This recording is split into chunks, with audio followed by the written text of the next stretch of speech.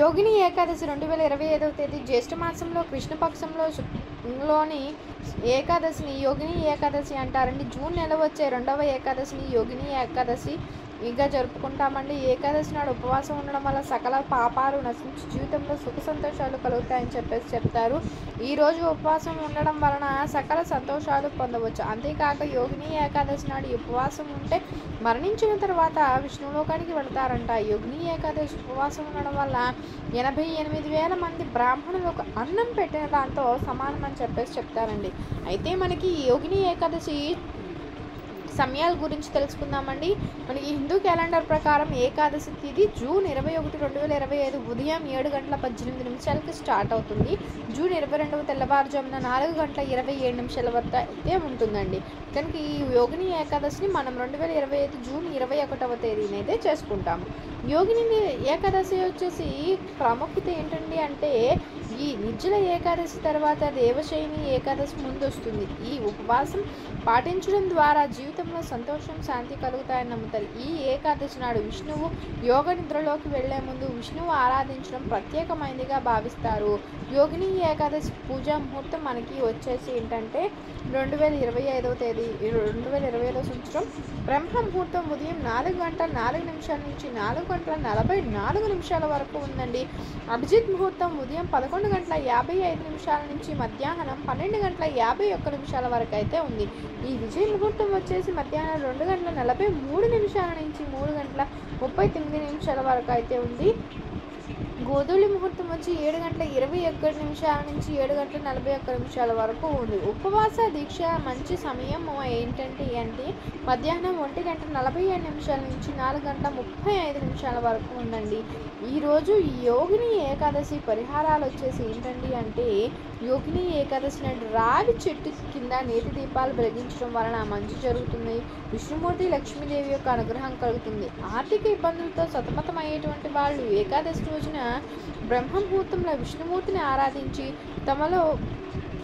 తమలపాకుపై ఓం విష్ణవే నమః అని రాయాలండి. ఆ తర్వాత దాన్ని విష్ణుమూర్తి పాదాల వద్ద పెట్టాలి. ఆ తర్వాత రోజు ఈ తమలపాకును పసుపు వస్త్రంలో చుట్టి జాగ్రత్తగా ఉంచుకోవాలి. యోగిని ఏకాదశి నాడు విష్ణుమూర్తికి పంచామృతాలతో అభిషేకం చేస్తూ కూడా మంచిదండి. ఇలా చేయడం వల్ల ఏంటంటే మనకున్నటువంటి ఇబ్బందులన్నీ తొలగిపోతాయి. కొత్త అవకాశాలు కూడా మమ్మల్ని వెతుక్కుంటూ వస్తాయని చెప్పవచ్చండి. యోగిని ఏకాదశికి ప్రత్యేక ప్రాముఖ్యత ఉందండి. ఏకాదశి ప్రతి నెలలో 2 సార్లు వస్తుంది. ఒకటి కృష్ణపక్షం, రెండోది శుక్లపక్షం. అయితే జ్యేష్ఠ బహుళ ఏకాదశిని యోగిని ఏకాదశి అంటారండి. ఈ ఏకాదశి రోజు ఉపవాసం చేయడం వలన ఏంటంటే మోక్షం లభిస్తుంది, పాపాలు నశిస్తాయని మనకి శాస్త్రాల్లో చెప్పడం జరుగుతుంది. ఈ ఏకాదశి రోజు తెల్లవారుజామునే స్నానాది కార్యక్రమాలు చేసుకుని ఆ శ్రీ మహావిష్ణువును లక్ష్మీదేవిని విధిగా పూజించాలండి. పళ్ళు సమర్పించాలి. భక్తితో విధిగా పూజ చేసుకోవాలి. యోగిని ఏకాదశి రోజున విష్ణుమూర్తిని పూజిస్తే లక్ష్మీదేవి యొక్క అనుగ్రహము, విష్ణుమూర్తి యొక్క అనుగ్రహం, ఇద్దరు అనుగ్రహము కలుగుతుంది. అయితే ఈ ఏకాదశి రోజున సుమంగళి స్త్రీ చిటికెడు పసుపుతో ఇలా చేస్తే చాలండి, భర్త సంపాదన విపరీతంగా పెరుగుతుంది, వద్దన్న డబ్బు వస్తూనే ఉంటుంది అని పండితులు తెలియజేస్తున్నారు. పసుపుకి మన సాంప్రదాయంలో చాలా ప్రాముఖ్యత ఉంది. పసుపుకు భారతీయ సాంప్రదాయానికి ఎనలేనటువంటి సంబంధం అయితే ఉందండి. శుభసూచకంగా చూస్తారు. మన తెలుగు వాళ్ళు గుమ్మానికి పసుపు రాస్తారు, కాళ్ళకు పసుపు రాస్తారు, ముఖానికి కూడా మనం పసుపు రాసుకుంటూ ఉంటాం.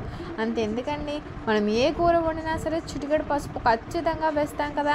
పసుపు ఒక విధంగా సర్వరోగ నివారణ. ఎందుకండి అంటే ఇది చెడు బ్యాక్టీరియాను దరిచేరనివ్వదు. మన పూర్వీకులకు పసుపు చేసేటువంటి మేలైతే బాగా తెలుసు. అందుకే వారు ఆరోగ్య చిట్కాల్లో పసుపునైతే ఎక్కువగా యూజ్ చేసేవారు. ఇప్పటికీ కూడా మన ఇళ్లలో పెద్దవాళ్ళు ఇంట్లో ఎవరికైనా చిన్న దెబ్బ తగిలిందనుకోండి, వెంటనే పసుపు తీసుకొచ్చి అక్కడ రాసేస్తారు. పసుపులో ఉండేటువంటి ఔషధ గుణాలు మనల్ని ఆరోగ్యంగా ఉంచుతాయి. అంతేకాదండి, పసుపులో నాభి పైన బొడ్డు పైన పూసుకోవడం వలన కూడా మనకు ప్రత్యేక ప్రయోజనాలు అయితే కలుగుతాయి. పసుపు ఆరోగ్యపరంగా, ఆధ్యాత్మిక పరంగా అనేక రకాలుగా మనం 2 రకాలుగా కూడా యూజ్ చేస్తాం. అలాంటి పసుపుతో ఈ యోగిని ఏకాదశి రోజున పెళ్ళైనటువంటి ఆడవాళ్ళు ఈ చిన్న పరిహారం చేస్తే భర్త సంపాదన విపరీతంగా పెరుగుతుందండి. దీర్ఘ సుమంగళి యోగం కూడా కలుగుతుంది. వద్దన్నా సరే ధనం వస్తుంది అని చెప్పవచ్చు. సో ఈ యోగిని ఏకాదశి రోజున సుమంగళి రోజు పసుపుతో ఏం చేయాలి అనేటువంటి విషయాన్ని తెలుసుకుందామండి. మీరు వీడియోని స్కిప్ చేయకోకుండా చివరి వరకు చూడండి, మీకు ఖచ్చితంగా వీడియో నచ్చుతుంది అని చెప్పేసి అనుకుంటున్నా. ఈ యోగిని ఏకాదశి రోజున ఏదైనా ఆలయంలో ఆడవాళ్ళు మెట్ల పూజ చేస్తే భర్త సంపాదన పెరుగుతుందని చెప్పేసి చెప్తారు. మెట్ల పూజ అంటే ఏదైనా ఆలయంలో మెట్లన్నీ కూడా క్లీన్ చేసేసి పసుపు కుంకుమలను అర్పించాలండి. ఇట్లా భార్య భర్తలు కలిసి మెట్ల పూజ చేయడం వలన ఏంటంటే భార్యకి భర్తకి ఇద్దరికి కలిసి వస్తుందండి. భార్యాభర్తల మధ్య ఏవైనాటువంటి విభేదాలున్నా తొలగిపోతాయి. భార్యాభర్తల మధ్య ప్రేమానురాగాలు కూడా తొలగిపోతాయి. ఈ మెట్ల పూజ ఏ ఆలయంలో అయినా సరే చేయవచ్చు. కుదిరిన వాళ్ళు విష్ణుమూర్తి ఆలయంలో కానీ లక్ష్మీదేవి ఆలయంలో కానీ మెట్ల పూజ చేశారనుకోండి, శుభ ఫలితాలు అయితే తొందరగా లభిస్తాయి. ఎలానే ఈ యోగిని ఏకాదశి రోజున సుమంగళి స్త్రీలు సాయంత్రం 6 గంటలకు పసుపు తీసుకొని ఆ పసుపులో కొంత ఆవునేతిని కలిపి పేస్ట్ లాగా తయారు చేసుకోండి. ఆ పేస్ట్ని మీ ఇంటి మెయిన్ డోర్లో స్వస్తి గుర్తులు వేయండి. ఆ తర్వాత గుమ్మానికి 2 వైపులా దీపాలను వెలిగించండి. ఆడవాళ్ళు ఇట్లా చేశారనుకోండి, ఆ లక్ష్మీదేవి ఇంట్లోనికి ప్రవేశించి భర్త సంపాదనను అయితే పెంచుతుందండి. అదేవిధంగా ఈ ఏకాదశి రోజు ఆడవాళ్ళు స్నానం చేసేటప్పుడు పసుపులో కొంత నీటిని పోసి పేస్ట్లా చేసుకుని ఆ పేస్ట్ని ముఖానికి రాసుకోండి. అలానే మీ మంగళసూత్రానికి కూడా పేస్ట్ని రాసుకుని తర్వాత స్నానం చేయండి. ఇట్లా చేయడం వలన దీర్ఘ సుమంగళి యోగం కలుగుతుంది, భర్త సంపాదన పెరుగుతుందండి. ఈ ఏకాదశి రోజున పెళ్ళైనటువంటి ఆడవాళ్ళు ఈ 3 పరిహారాలు ఏ ఒక్క పరిహారం చేసినా సరే భర్తకు కలిసి వస్తుంది, సంపాదన పెరుగుతుంది, దీర్ఘ సుమంగళి యోగం సిద్ధిస్తుంది. కాబట్టి పెళ్ళైనటువంటి ఆడవాళ్ళు సుమంగళి స్త్రీలు ప్రతి ఒక్కరు కూడా ఈ ఏకాదశి రోజున పసుపుతో ఈ చిన్న పరిహారం చేసి శుభ ఫలితాలను అయితే పొందండి. మీకు కనుక వీడియో నచ్చినట్లయితే లైక్ చేయండి, షేర్ చేయండి, సబ్స్క్రైబ్ చేయడం మర్చిపోకండి. కనుక కొత్తగా చూస్తున్నట్లయితే thank you for watching. Thank you so much.